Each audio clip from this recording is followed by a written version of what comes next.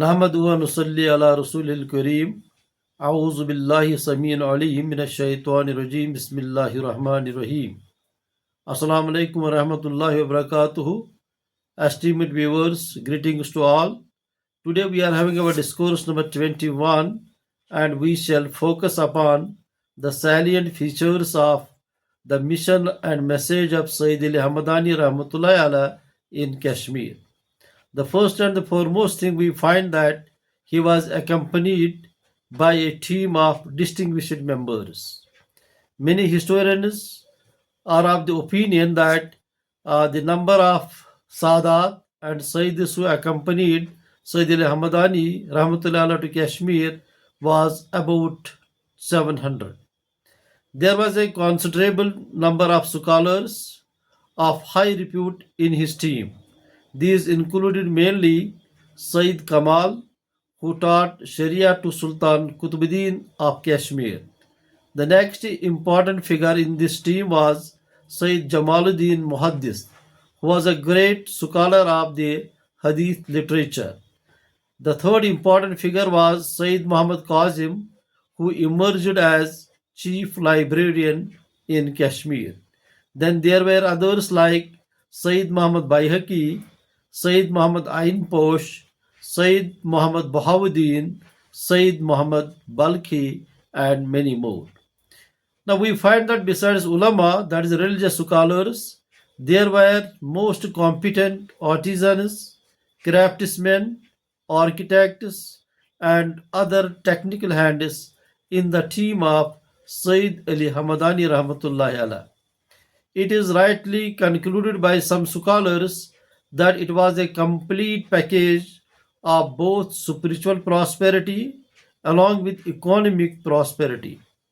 The second important salient feature of this mission was that it was absolutely a peaceful mission.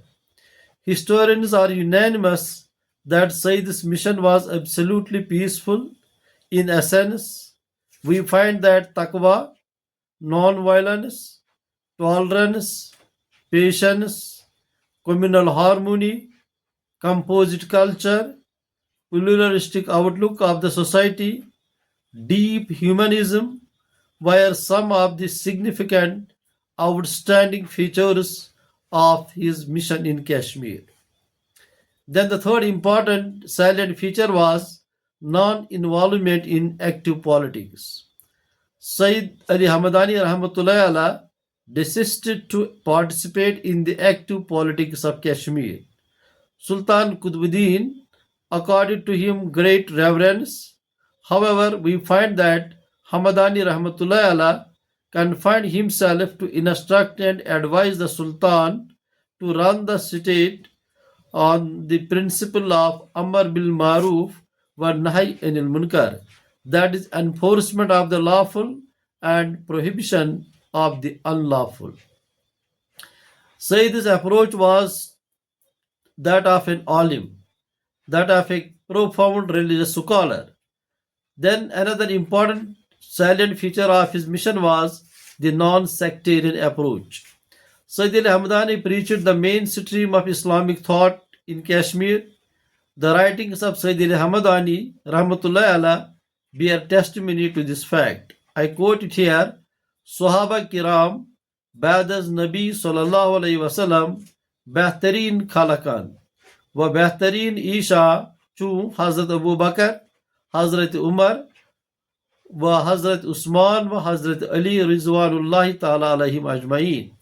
That is, Sahaba are the best after Prophet sallallahu alayhi wasallam, and among them the best words to be obeyed are Hazrat Abu Bakr Siddiq Raziyallahu ta'ala anhu, Hazrat Umar Raziyallahu ta'ala anhu, Hazrat Usman Raziyallahu ta'ala anhu, and Hazrat Ali Raziyallahu ta'ala anhu. His predecessor in Kashmir, we all of us know, was Sayyid Sharfuddin Abdur Rahman Bulbul Shah. He was a Khalifa of Shah Nematullah Wali Farsi.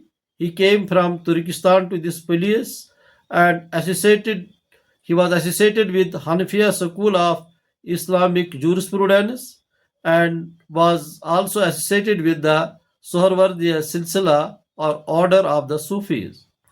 Now, Sayyid Ali Hamadani Rahmatullah Allah is believed that he was himself associated with Shafi school of Islamic jurisprudence, and he was also associated with the Kubrawiya Silsila of the Sufis. But without getting involved in the superficial issues, he carried on his mission on the basis of the Sharia. Sayyida Ashraf Zafar rightly concludes in her book entitled Mir Sayyid Ali Hamadani. I quote it. In my view, Sayyid Ali Hamadani was a magnanimous personality above all prejudices of religious sectarianism.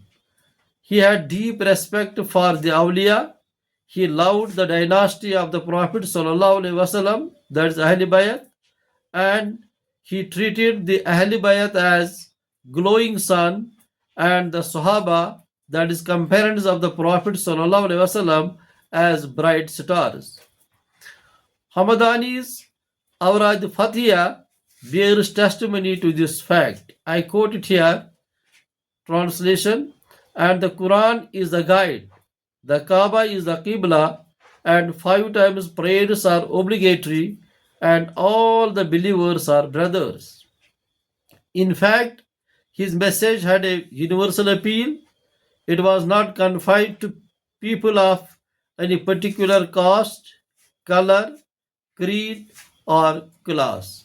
Thank you very much. Jazakumullahu khair. Fi amanillahi ta'ala. We shall continue with the discussion in our next video also. So please stay tuned with us and subscribe to our channel Understanding Sufism or Tasawwuf.